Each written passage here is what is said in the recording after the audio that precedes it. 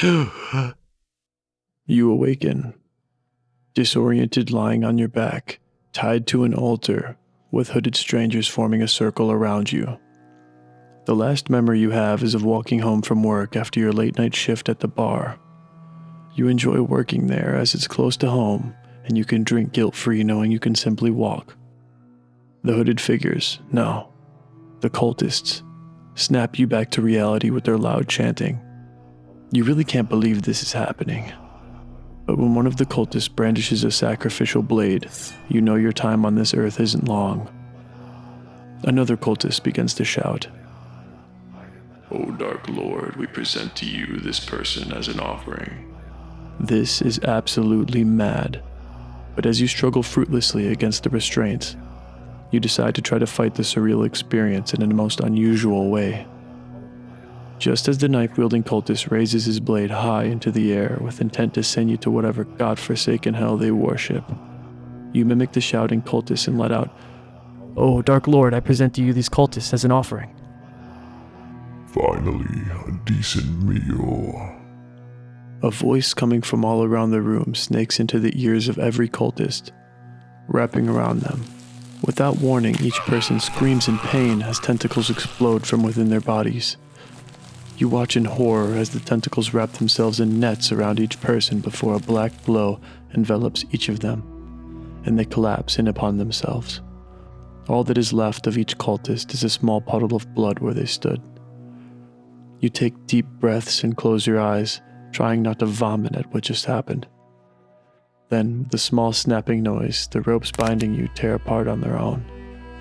Standing up from the table, you realize you are not alone in the room. Sitting on an old chair, partially lit by the torches of the altar, is a large man.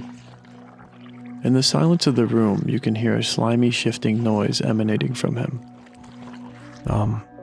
Thank you," you say, not sure who he is or how to act. No, thank you. It's been a long time since anyone has offered me such a sacrifice. These cults, these followers, they usually only manage a body every few weeks, but 8 in one day, now that is a meal. You stand silent, slowly realizing the figure in front of you is the cultist's Dark Lord. You're free to go if you'd like, the figure says. Without any hesitation, you go to leave, not waiting for the creature to change its mind, but you are too late. unless you'd like a job. You stop. Despite your fear of the creature and the situation you find yourself in, you remind yourself to never turn down an opportunity without thinking about it first. "What kind of job?" you ask, turning around to find the man standing, fully lit but still concealed by writhing darkness. It's very simple, really. I'll give you some names and locations. You go hunt these people down, drag them back here alive, and offer them to me. In return, well, I can give one man a lot more power than an entire group of idiot followers.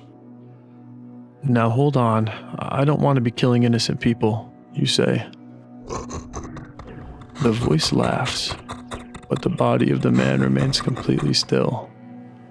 Oh no, believe it or not, the wicked ones of society make for far richer meals. You'll be hunting murderers, rapists, typical scum of the earth. You'll get the powers and tools necessary to hunt them, and I'll get a good meal every few days. The god outstretches a hand in your direction. Deal? Once again, without hesitation, you grasp the hand of darkness in front of you. Thunder echoes through the room as you shake hands. A painless brand is left in your hand, that of an octopus. And this is the story of how you became employed by Cthulhu. The first sacrifice was... I can't say it was hard. I don't think there's a lot of people who can say killing a pedophile would be hard, but it was certainly an experience. At least I didn't have to do it myself. Firstly, there were a few certain things that weren't explained about the job. One, you don't get an exact place, more like a name and a few details to follow. Paper trails. Everything past that was in my hands. 2. The thing I most certainly didn't sign up for was a small piece of Cthulhu's conscience riding alongside my own. Yeah, the fun stuff. Secondly, and what I'm happy about, the benefits are great. I was promised a few things by default. Telepathic communication with the old one himself, didn't agree to this. Night vision, pretty sick. And access to funding so that I may hunt properly, as he put it. And some magic jamba juice that I don't understand, but the gist of it means if I drink it I can stave off death just a little. But back to the job at hand. My target was a teacher, believe it or not. Gerald Swanson. He taught 3rd graders at a school next town over. A real sick bastard. All I had to do was drive down there, get enough information on him to track him to his house, and drag his ass kicking and screaming back to the altar. It seemed easy enough. Using my newfound funding, which I later found to be not limited to manhunting, I bought a rental car, some rope, a good knife, and some other kidnapping essentials. Finding the school was an easy lookup, as was putting a face to the name. Their website had pictures of all their staff members and the schedule. About half an hour before the school let out, I parked down the street and pretended to have car troubles. I was pretty convincing too. I banged the wrench around, yelled a bit, and unsurprisingly, I didn't receive any help. What I was really doing though was watching. I watched every adult walk out of that building for 2 hours. And you know what? The bastard was pretty easy to find. He was the fucking Little League coach. So I watched him get in his truck, followed him home, and made sure I knew which house was his. All in all, I think I made stalking look pretty easy. That night is where things get interesting. I once again reached into my primordial checking account and bought gloves, a mask, a pair of mostly black clothes, and an oversized pair of socks. When I was ready, I drove outside the house, well after midnight, and parked on the streets. Despite the darkness, the added help of night vision allowed me to see perfectly into the open windows. The living room was empty, as well as the kitchen. This is your last chance to return to normalcy. If you continue and make the sacrifice, there is no turning back. You will be my follower, my hunter. Doubt courses through my mind for just a brief moment. I knew I was likely to be caught. I knew I was likely to, at some point, be locked in jail or a mental institute. After I made this kill, my life would be over. I'd be on a constant run, target to target. But I was ready for that. To be honest, I wouldn't be losing much. I worked a dead-end job, lived alone, and had been single for longer than I'd like to admit. Even if I were to get caught, I'd gladly go to jail if it meant cleaning up the streets just a bit. So yeah, I slipped my socks over my shoes and put on my black clothes. I strapped on my knife, slung the rope over my shoulder, and took a drink from the magical flask. The unique taste flowed over my tongue. Then the alcohol-like burn that seeped into my muscles, the edge of my vision tinged green for just a moment before the effects settled into place. 10 minutes. Let's go. I jumped out of the seat and bolted across the street to the house. 3 steps and I had cleared the sidewalk to sidewalk. Another 2 and I was at the door. I loved the speed that elixir granted me. I had hoped the door would be unlocked, but I was not nearly so lucky. Before I decided to break down the door, I checked the windows, unlocked. I used my knife to cut the screens and climbed inside. The dark house was nearly pitch black, but for me the room may as well had been lit by a spotlight. I could clearly see each piece of furniture, the texture of the walls, and the hardwood floors I landed on. That was why I wore socks on my shoes. Less noise. The house was just 1 floor, so I crept through the house as quietly as I could. The floors creaked slightly, but I was certain that wouldn't wake anyone up. I passed through the kitchen, the living room, and saw a door that almost certainly had the master bedroom. The carpeted room allowed me to take the socks off my shoes. I crept ever so slowly to the door. cracked open, I didn't see anything off with the fact. I opened the door with a small push and was greeted very sternly by the barrel of some kind of weapon in my upper chest. "I saw you following me, asshole. Now get the fuck out of my house before I vaporize you," he said. The man was fully dressed and had evidently been waiting for me. My reflexes kicked into full gear.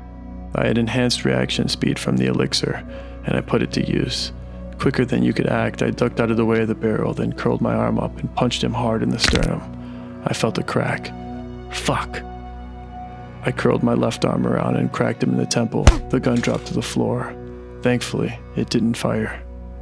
Then, unexpectedly, the man charged at me, and I felt a cold steel blade pierce me in the chest. After that, adrenaline really started flowing. I kicked outwards and watched both the man and the knife fly backwards into his mattress, breaking through the footrest. Behind him, illuminated by my night vision, I saw the pictures. Boys, girls, most 8 to 10, but some even younger.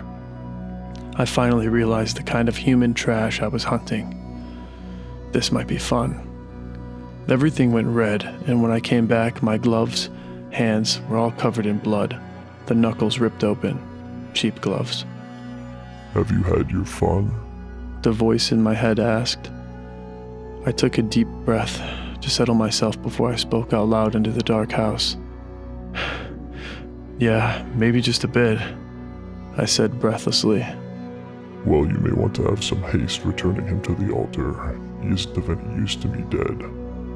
Yeah, he was right. I had really done a number on him, and brain hemorrhages might finish him off. I went to move his body into a better position to tie up, but as I did, I felt a sickening pull in my shoulder. Muscle fibers mended themselves in seconds, recreating the necessary structure. I felt the knife wound in my skin close. "God, that's interesting," I said aloud, rubbing the area where the injury had just been. After I was certain it had healed, I took my rope and tied the man up well, opposing ankles to wrists behind his back. Moving a mostly unconscious man across the house isn't normally an easy feat, but with lingering adrenaline and enhanced strength from the flask, I was able to tug his body across the house in only a minute or two. I made sure to use extra haste to put him in the car. I did not, however, put him in the trunk. Anyone that saw me loading a body into a car would already be suspicious, but putting one in a trunk is a dead giveaway of a kidnapping. The rest of the night went surprisingly smooth, despite the fact that I rode the next few hours listening for police sirens. No mishaps occurred. When I reached the sewer system that led to the altar, all I had to do was unload the man from the car, check his pulse, and drag him to the altar. "So, how do I do this?" I asked into the open air as Gerald laid on the altar before me. Leave him. I will take care of the rest. When you return to your home, the rewards for your hard work will lay in your footlocker, as will the next instructions. With my orders given, I simply turned around to leave. Just before I exited the room, though, I heard the sound of rending flesh and screams, but that put a smile on my face. The drive home was also void of issues. No police, no SWAT teams. The blood had even cleared itself out of the back seat. How nice. I parked my rental car at a lot close to my house and walked the last few blocks home. It was night when I arrived, and the effects of the magic flask had worn off. I was tired, but I did want to see just what kind of reward I'd get for just one day's work, and one life. Inside my footlocker were 3 things.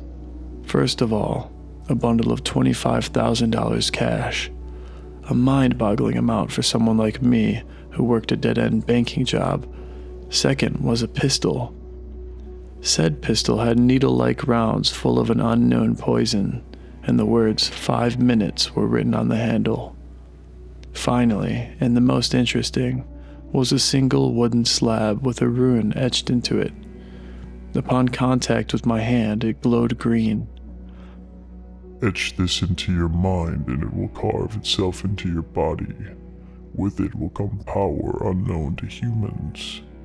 The voice in my head said, So I did what I thought I should, and filled my mind with nothing but the rune. I watched as the green glow ebbed away from the wood and flowed into my skin. Everywhere it touched felt like cold seawater. When the process was done, a smaller version of the same rune had settled into my forearm. A word found its way into my mind. Control.